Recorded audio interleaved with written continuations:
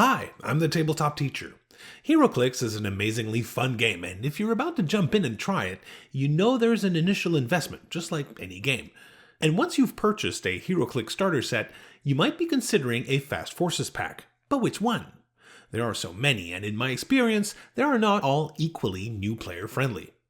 So in this series, I will give you a quick assessment of the latest 10 Marvel and DC Fast Forces packs that were released before this video. For each pack, I'll say whether I consider it to be new player friendly or if you should have a few more Heroclix games under the belt to really enjoy the product. Of course, you can always start with the Fast Forces pack that has the heroes or villains you prefer, but if you're looking for a set of characters that'll make learning the game a little easier, here's my take on the matter. But how do I determine if characters are a good fit for new players? I essentially have 3 criteria for this. First, clickiness. How new player friendly are the powers on the first click? For a new player, it's fun for your characters to have powers you can understand right from the start, charge and running shot being the ones I consider the most new player friendly, as opposed to powers like pulse wave or telekinesis. Dial consistency. When you've just figured out how a power works, it's fun to be able to count on it for at least 2 or 3 clicks. Characters that pretty much keep the same powers throughout the dial make it so you don't need to look up the powers and abilities card as often. But since that is somewhat rare, I'll also be looking at the total number of powers you'd have to understand to play everything that shows up on the character's dials. Tradiness. How accessible are the traits and special powers on these characters? With 48 powers and abilities to wrap your head around, special powers and traits add another layer of complexity new players aren't necessarily looking for.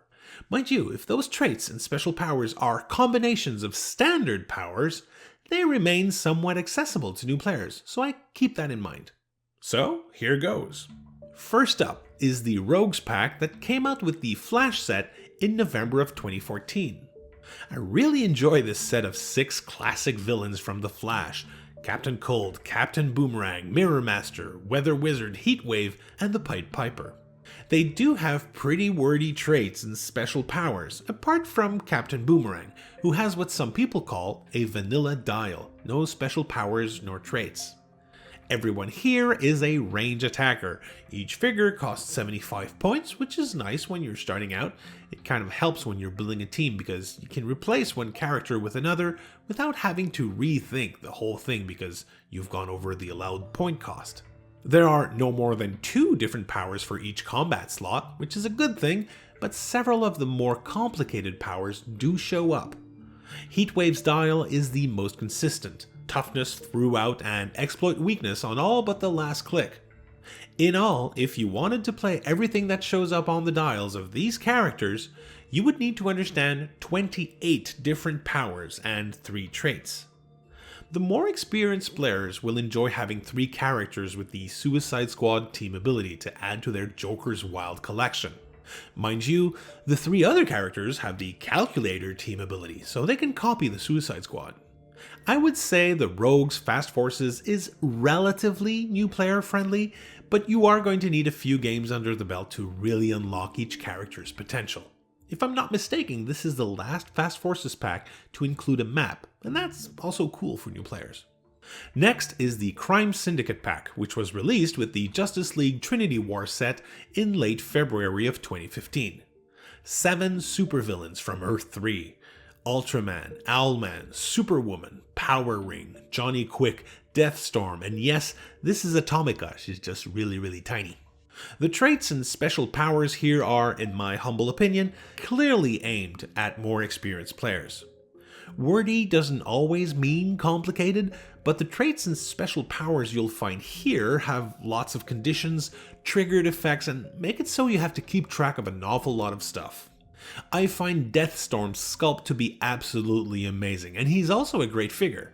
He's especially interesting against characters assigned a relic or resource, and characters that can use barrier or smoke cloud because he can get rid of those terrain markers and clear the way for your other attackers. But that's rarely the type of strategy that you'll be looking for when you're a new player. Same with the Crime Syndicate team ability, which everyone has in this pack.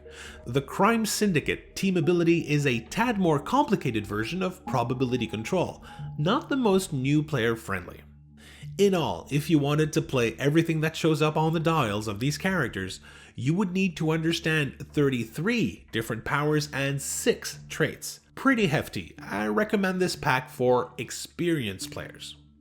The original Avengers Fast Forces pack came out in May of 2015, just a week before the Age of Ultron set. Couldn't get my hands on this one. Wish I had though.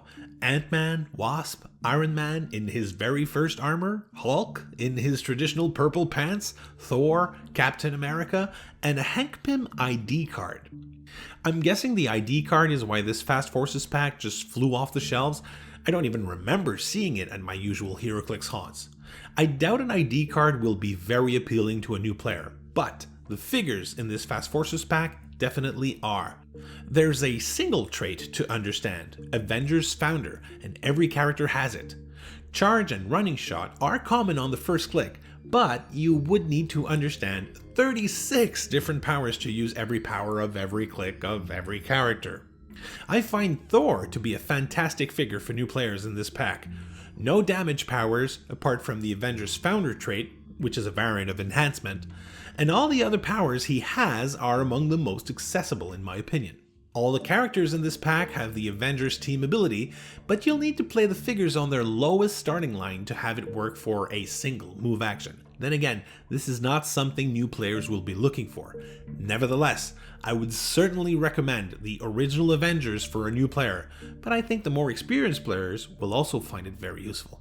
The Nick Fury Agent of S.H.I.E.L.D. Fast Forces pack came out at the same time as the Nick Fury Agent of S.H.I.E.L.D. set.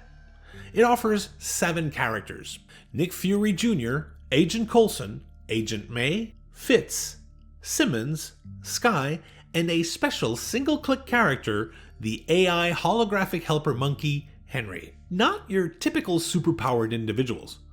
I was surprised by this Fast Forces pack. Judging by the figures, my first impression was, well, this is going to be an interesting mix of support characters, but I was wrong. These figures are solid. So much so, actually, that some fans of these characters find them a little too strong to be comic accurate. That being said, you would need to understand only 28 powers and 4 traits to play everything that's in here. Yet, there are a lot of support type powers going on here, including the S.H.I.E.L.D. team ability. You'll need adjacent characters that might require a shared keyword or a trait, and that's not quite the first thing you learn how to play correctly in the game. So I'm still going to say this one is relatively new player friendly, but only becomes truly interesting once you have a lot of characters with the S.H.I.E.L.D. keyword and that you understand how to build theme teams. In the next video, I'll cover the Earth 2 Wonders of the World Fast Forces pack all the way through Batman and his greatest foes. Hope you enjoyed this overview of Fast Forces pack for new players. Share your experience with these characters in the comments below. Don't forget to like this video, subscribe to the Tabletop Teacher, and as always, thanks for playing with me.